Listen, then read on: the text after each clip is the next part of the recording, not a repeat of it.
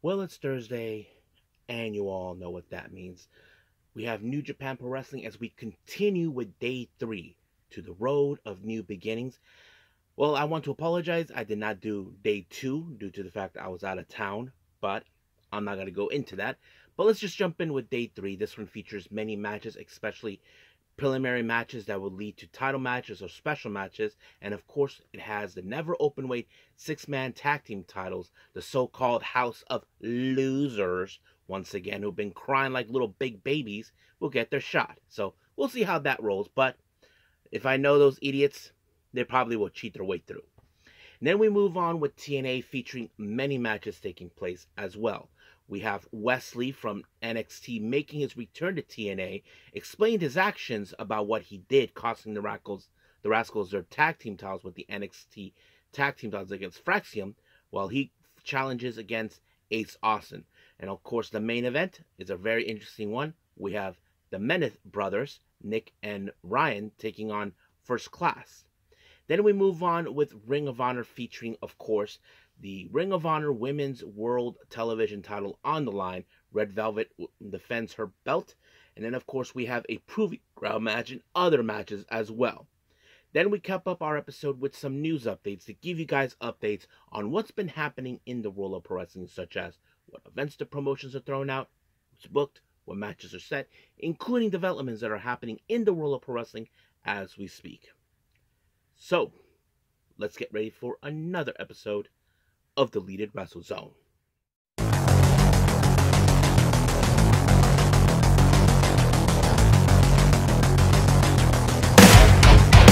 Are you ready?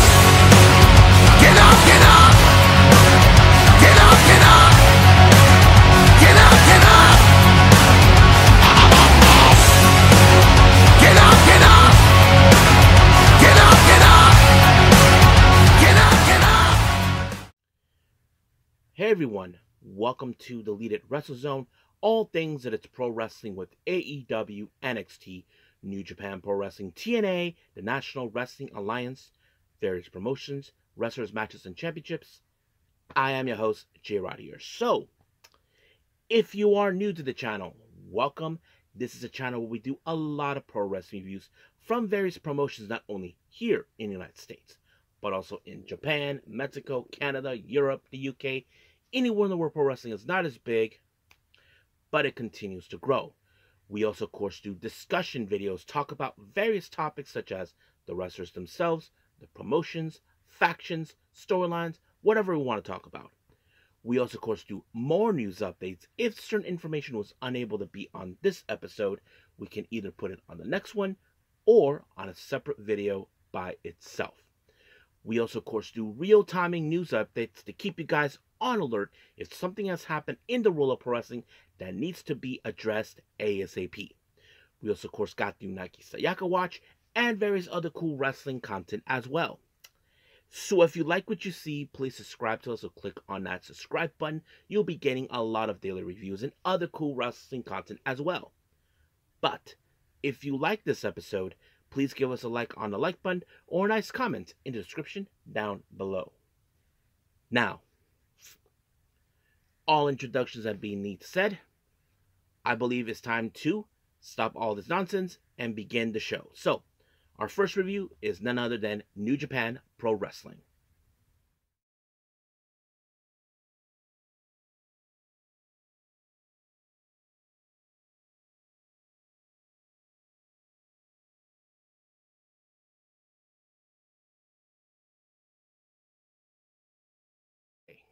New Japan Pro Wrestling, we are now in day 3 of the road to new beginnings.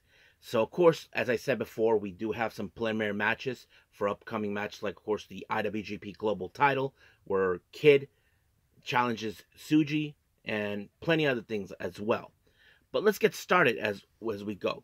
Our first match, we have Katsuya Murashima teaming up with Yoshihashi, taking on TMDK's Hartley Jackson and Rohit Oiwa. Now, if you guys know, there's been now an intense feud between Oiwa and Yoshihashi that dated a few weeks ago, or maybe possibly early this year, and it's been escalating little by little. So this is more like a prelim, because I'm sure we're going to see those two in a singles match down the road. But however, it was Oiwa who put Morishima in a submission hold, and just like that, he had to tap out. Oiwa wins this match, giving him the momentum. But we will see down the road if Yoshihashi can build the momentum on his own. Now our next match, we have Yado, Togi Makabe, El Phantasmo, and of course, the future ace of New Japan, even though people don't believe it, he will do it, Shota Umino. They take on the United Empire, consistent of Jacob Austin Young, Francisco Akira, the Great Khan, and Jeff Cobb. Now, there are two storylines involving in this one. As you all know, El Phantasmo is the current and reigning New Japan World Television Championship. He won this title in a four-way. However, Jeff Cobb, who was the previous champion before losing it to Ren Narita, is determined to get it back. And apparently there was a match that took place with them recently during an American show, the Battle of the Valley, where it ended up in a time limit draw. So that storyline continues. But however, we do have the story between Great Khan and Shota Umino. As you all know, Shota Umino is determined to prove that he will be the future ace, but Great Khan thinks otherwise, saying, "You're not the ace, I'm going to be the ace." Because, of course, that's has always been. He thinks that he speaks on everybody's behalf. But Shota Umino was pissed that he destroyed a cardboard made of the IWGP title from a kid, and that pissed him off that basically this kid worked real hard to give it to him. But Great Khan doesn't care about that. He thinks that you're focused on these kids rather than becoming the champion. So, in a way, it's like Shota Umino is telling him, "Who the hell are you to decide how I'm going to become champion?" So, basically, it's a battle on the perspective of everybody else. So, you probably can guess that's how it's going to go. But, however, it was El Phantasmo who picked up the win with the CR2 on Jacob Austin Young, giving him the momentum over Jeff Cobb. But of course, we will see that feud continue between both Umino and Khan. We'll jump into that at another point. So we'll see how things will progress. Next up, we have the Bullet Club War Dogs, or should I just call them War Puppies, Taiji Ishimori and Sanada taking on just four guys, Taka Michinoku and Taichi. As you know, the rivalry between both Taichi and Sanada continues after Sanada cost Taichi the IWGP Global title. So it keeps continuing the same thing. But however, Sanada was able to walk away with this one when he shoved Taichi to the ref. But when the ref wasn't looking, Sanada low blowed both Taka and Taichi, giving, of course, Taiji Shimori time to do the ghetto clutch onto Taka Michinoku, and just like that is over. But you know deep down we will probably see that singles match between Sanada and Taichi somewhere down the line. So eventually that's going to happen. Our next match, we have, of course, Tomoaki Hamna and Tomohiro Ishii. They take on LIJs, and the winners of the World Tag League, Hiromu Takahashi and Tetsuya Naito of LIJ. So nothing too significant on this one, but we know that Ishii is in fact a tough SOB. Hamna is a recognized veteran, but as for LIJ, we know what their capability. But unfortunately, it was Naito who walked away with a submission on Hamna, and just like that, submission, Hamna tapped out. Now, of course, we continue with more of the War Puppies as we speak. Drilla Maloney and Clark Connors, along with Gabe Kidd, taking on LIJ's Bushi, Shingo Takagi, and Yota Tsuji. Now, of course, there are two storylines involving in this match. Drilla Maloney has decided to pick a fight with Shingo Takagi, claiming that he is stronger than him, so we'll see that. But as for Gabe Kidd, as you know, he cannot stand the fact. He believes that Yota Tsuji, you are not going to be at the top of the mountain. I am. So he's been feeling that he's been overlooked on this matter, because now Tsuji has the IWGP Global title. He feels that he didn't earn it. So we'll see that. But however, the momentum in this match completely went up to the War Dogs, thanks to Clark Connors with the no chaser onto Bushi, and just like that, it was over. But we will see what happens more on the line with these guys.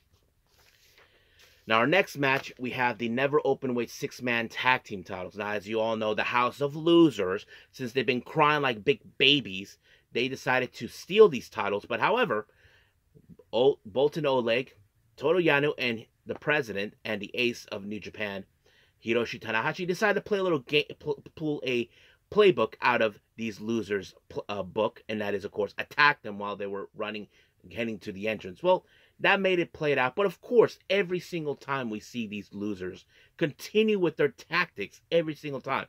And of course, that idiot Kanemaru showed up, got involved, spit whiskey onto Yano, and that rolled up Narita and picked the show with the win, picking up. And of course, these jerk-offs are laughing their ass off, thinking they pulled it off. No, the jerk-offs, you cheated your way through.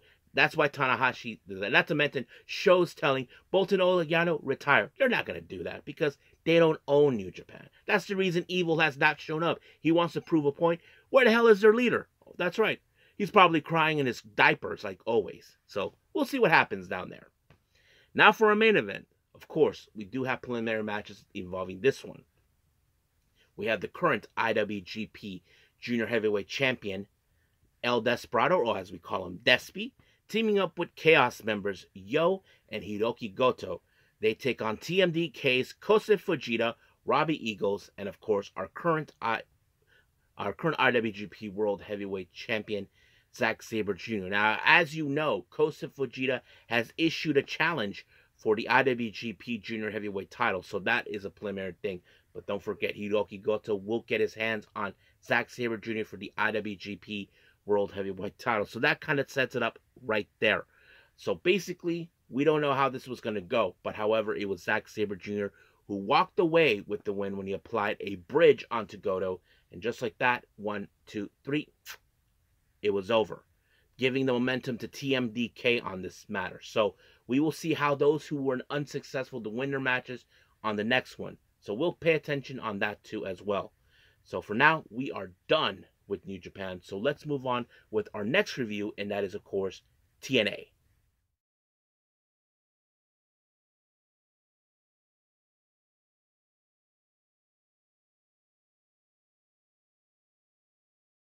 Okay, TNA. Well, let's get started on how it all began. So I apologize that I did not review from last week, but let's get to this one anyway. It opened up with Nick Meneth doing a promo. As you all know, he was unsuccessful to reclaim retain the TNA World Heavyweight title. So he comes out talking about Joe Hendry, but there's one person who in fact despises Joe Hendry, and that is, of course, Nick's brother, Ryan, who had dealt with him recently. And then, of course, here comes First Class coming up to rub it in their faces.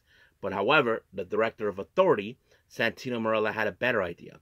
So he decided to book the main event to be the Meneth brothers, Nick and Ryan, to take on First Class, Casey Navarro, and AJ Francis. Now, Gia Miller, of course, conducts an interview with Ariana Grace, who has served now as the liaison between both NXT and TNA. They were talking about what's going to happen for the foreseeable future. However, Tessa Blanchard, who feels that she owns the women's division, feels that Ariana Grace is nothing but an ungrateful brat, giving everything instead of working it hard. And of course, Tessa Blanchard says she doesn't answer to no one. Well, sooner or later, she will have to answer to someone. So we'll see where that leads.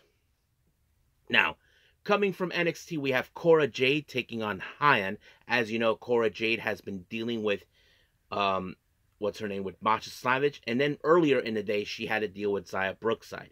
But you can guess that this match ended with Cora Jade applying the Jaded onto Hyan to pick up the win. But however, Xia Brookside showed up and tried to deal with her. But however, Cora Jade tried to make an example out of her. But of course, Masha Slamovich, our current TNA Knockouts World Champion, showed up to show her who is the boss in TNA. So we'll see where that goes. Now, Gia Miller, of course, does another interview, but this time with Wesley, who is accompanied by DuPont and Igwe. Of course, the answer was for Wesley, why did he cost the NXT title match to his former friends, the Rascals? Well, that's obvious. He feels that they don't deserve those titles, that those titles are not meant to be for them. It meant he's trying to save those belts for Igwe and DuPont, who he feels that they are more deserving. But however, he has his hands full to deal with, of course, with Ace Austin later. So we'll see how that rolls up. Now, I knew this was going to happen sooner or later. As you know, Ash by Elegance Chihuahua decided to complain over the loss of the Knockouts or tag team title match, and they tried to present this whole thing with Santino Marella. So Santino decided he'll look into it. But however, he said there was going to be a battle royale to determine a #1 contender for the, of course, for the Knockouts World Championship. So he announced both Ash and Heather to be involved, which gave them satisfaction. But however, Spitfire felt, if they're going to be in it, so are we. But of course, they think they didn't deserve to be in it. But Santino decided, why not? Let's do it. Which upsets them. So basically, that's not what they hoped for. But we'll get to that. Now, our next match, we have Brian Myers taking on Leon Slater. As you know, Leon Slater has been targeted by many people who feel that he needs to be under the wing of certain people. JDC is one of them, even though he's a total douchebag. Well, he has to deal with Brian Myers. But of course, we all knew the system was going to get involved one way or the other, costing the match to Leon Slater. And of course, there was the roster cut, allowing for Myers to win. However, Leon Slater was approached by, of course, Kazarian, then the system. But luckily, the Hardy Boys, who Leon Slater idolized, showed up and told him that he has the right to decide his own fate, regardless that he is a star in the making. But they think he's better off being with guys like them. Well, we'll see what happens. But Leon Slater will team up with the Hardy Boys, and we'll see where that goes as well. Now, Sami Callihan, as you know, has been pissed after what happened. Apparently, Mance Warner made his return, and he tries to dismantle him, but Steph DeLanders showed up, and Sami got pounded, so we'll see where that goes. Now, ahead of his match, Eric Young will team up with Josh Alexander, taking on the Northern Army. But however, Steve Maclin, who has become very close now with Eric Young, is concerned, telling him not to trust him. But however, he told him to keep his eyes in the back of his head. So he thanked him for that. Now, our next match, as you all know, I did not see this. I saw it during my trip. Mustafa Ali is now, of course, signed with TNA. He takes on Laredo Kid. So, of course, he's trying to get himself back on the top. But he got away with it first by giving an eye gouge to Laredo Kid, then applying the 450, giving him the win. Then he tried to make a statement in the back until he was interrupted by Mike Santana. But you know Mike Santana, he's the kind of guy who's like not going to take any crap from anybody. So that's how it rolls. Now, our next match, we have the Northern Army, consisting of Judas Ikra, and Travis Williams, taking on Eric Young and Josh Alexander. Now, things were going smoothly because, as you all know, Josh Alexander was telling he was leaving. The Northern Army was not going to take that kindly, so they attacked him.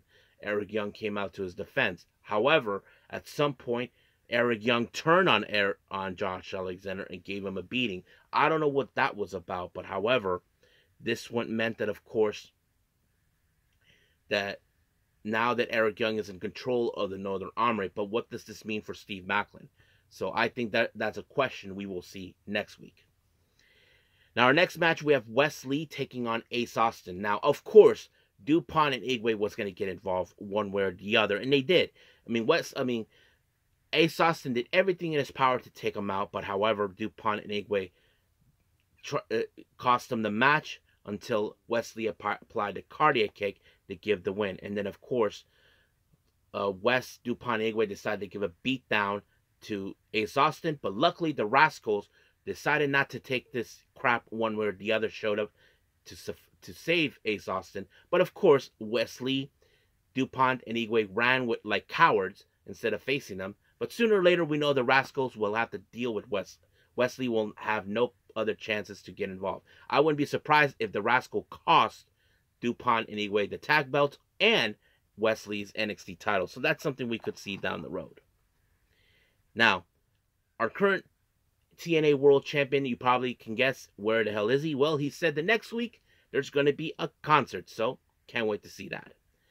Now for our main event, we got the First Class, Casey Navarro and AJ Francis taking on the Meneth brothers, our former TNA World Champion, Nick Meneth, and his brother, or should I say, he is Nick Meneth's brother. The end. they take them on. So I don't know what to expect on this match whatsoever. But however, this match ended with Nick Bennett applying a danger zone onto Casey Navarro. But however, Ryan Bennett picked up the win. So I don't know what that leads to. So we will see what happens from there and on. So pay attention closely until next week. But for right now, we are done with TNA. Let's move on with our next and final review, Ring of Honor.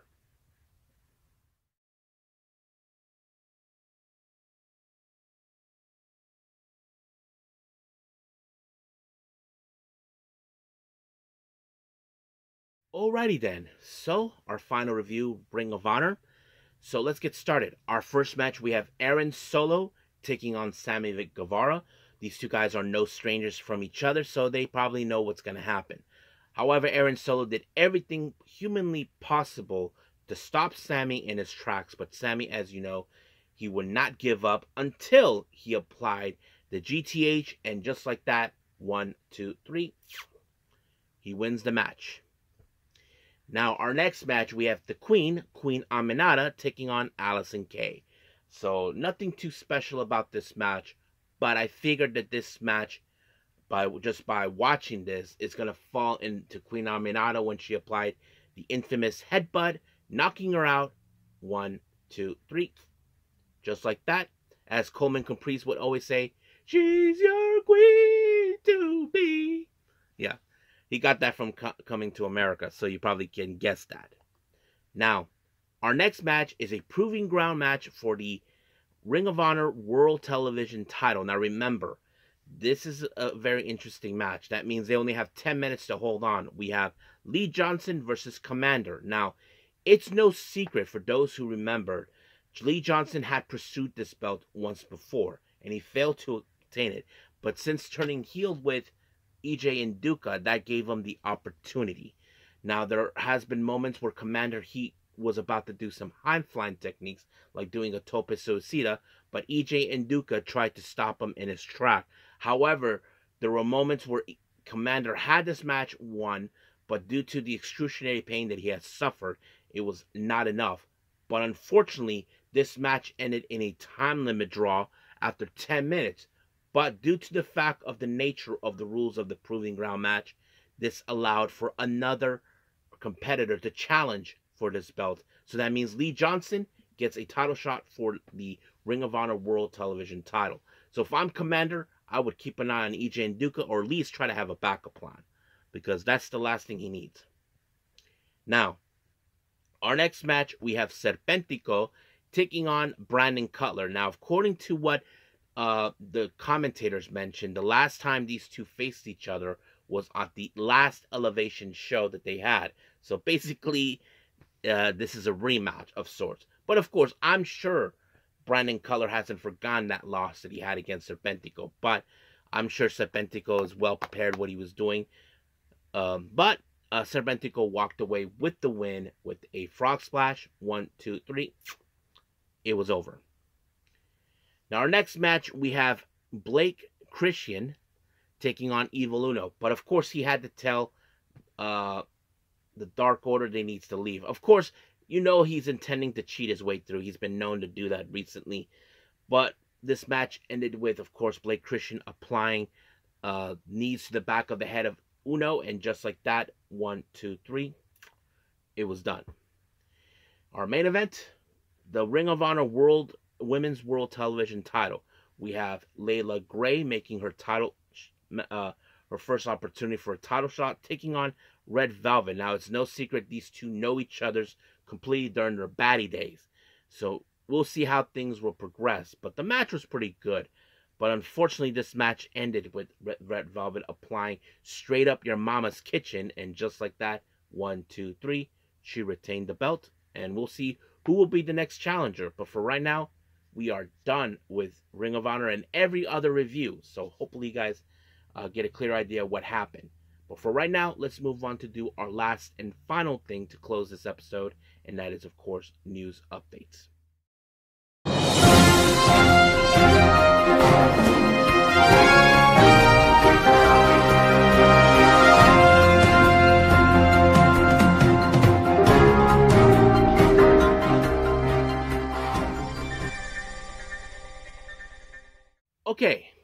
welcome to our news updates. So let's begin, of course, with upcoming events with the promotions. Now, we do have a bigger one here with West Coast Pro from upcoming events.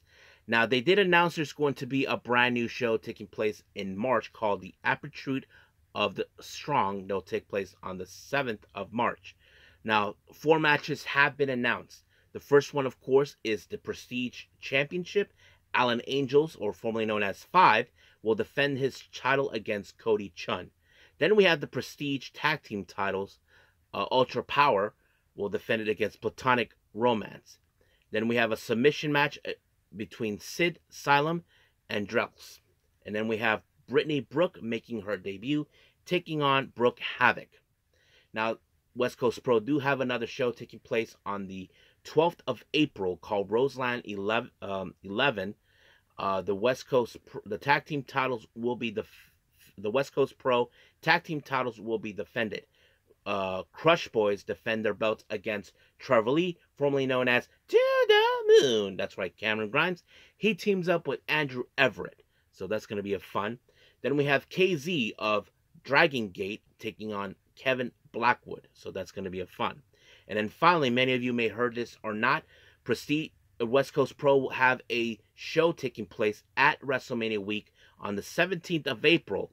So that's going to take place in Las Vegas. So if any of you guys are planning to attend Vegas, then you should get your tickets now. But they have announced who will be participating in this event. We have the Inspiration, formerly known as the Iconics. So there's that as well.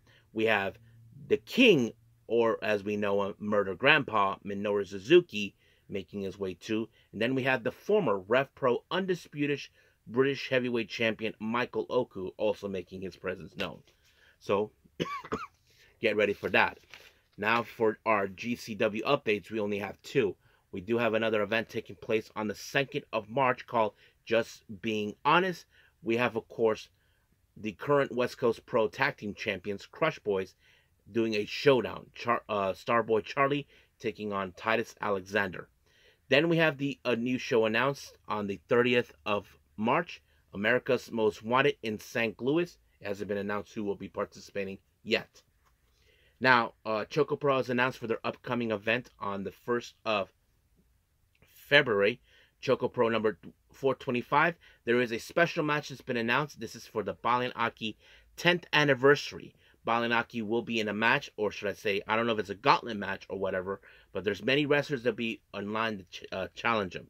We have, of course, his best bro, Mei Shruga. We have Sayaka Obihiro, Chiko Shikawa, Tokiko Kihara, Miya Yatsuba, Nonaka Hato, Kao Hiromi, and of course, Emi Sakura W. So that's going to be a fun match. Now, as you know, we got the West Coast, the Jersey J Cup taking place on the 15th and 16th of February at Jersey City. However, they just finally announced the last 2 final entrants in this one. The last 2 is none other than the Root of Evil himself, Charles Mason, and Terry Aki. So those are the last 2. Many of you know this or not, in Austin, Texas, the Natural, Dustin Rhodes, formerly known as Goldust, he has his wrestling school called the Rhodes Wrestling Academy. He just announced the first ever Rhodes Cup that will take place on the 21st of February.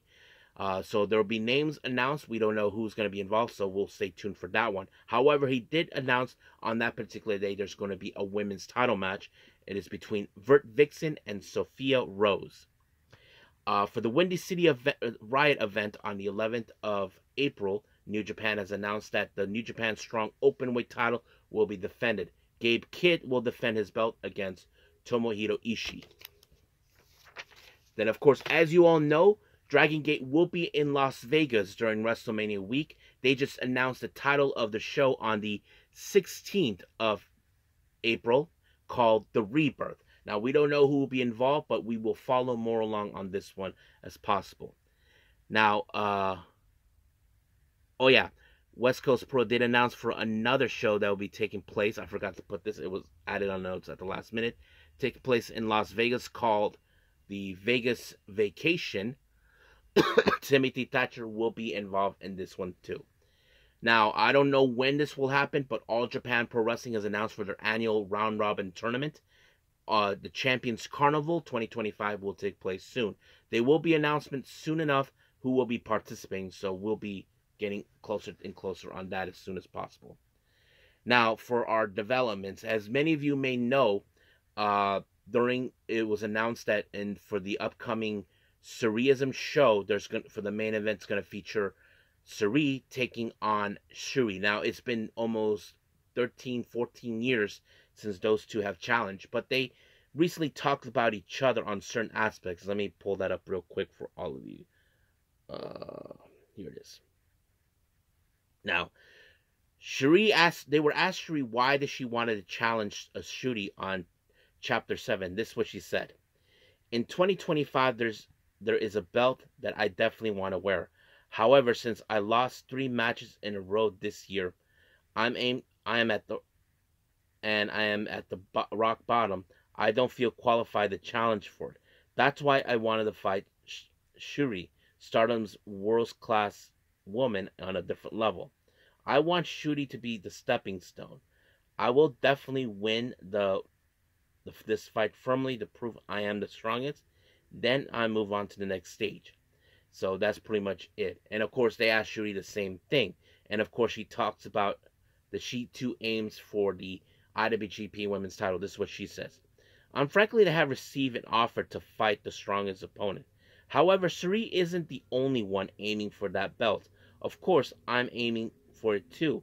In 2020, our loss to Iwatani, not able to achieve the much results, but in 2025, I want to wear that belt to make it my year. I will win and prove that I am the strongest. So basically, they both had the same idea. Sareee even asked the same question about her aiming for that very specific title. This is the first time that I learned that Sareee cares so much about the IWGP title. However, I want to take the IWGP from Mayu, and I will never give up on it. I will approach this match with every enthusiasm, thinking of the battle towards her goal, that goal. So practically that's how it is. And there was one where Syuri talked about her singles match that took place 13 years and 8 months ago. This is what she said. The last time we fought, Sareee had made her debut. So I think this can be considered the first singles match we both experienced a lot. Those 13.5 years ago, so I won't put that to I will put that to the test. Then I will win, prove that I am the strongest. So basically that's the reason. So Sareee feels that if she defeats Syuri, then that would put her on the map for challenge of the IWGP Women's title. So we will see what happens when that match takes place. That's going to be almost in 2 months. So we'll stay tuned for that. But for now, we are done with everything in our reviews and our news updates. So let's just call it a day. Okay, so I hope everybody enjoys this episode. Coming up, since I don't have any more new AEW Rampage or NXT Level Up, I haven't decided yet. Now, I am considering try to make up for certain events, mostly from the Japanese era side. I will think about very carefully what I'm going to do. So just stay tuned for that. So I'm just going to wing it and see how we go from there. But for now, I will see you guys in the next DWZ time. Same DWZ channel. I must bid all of you adieu. So, goodbye. And have a nice day. Bang.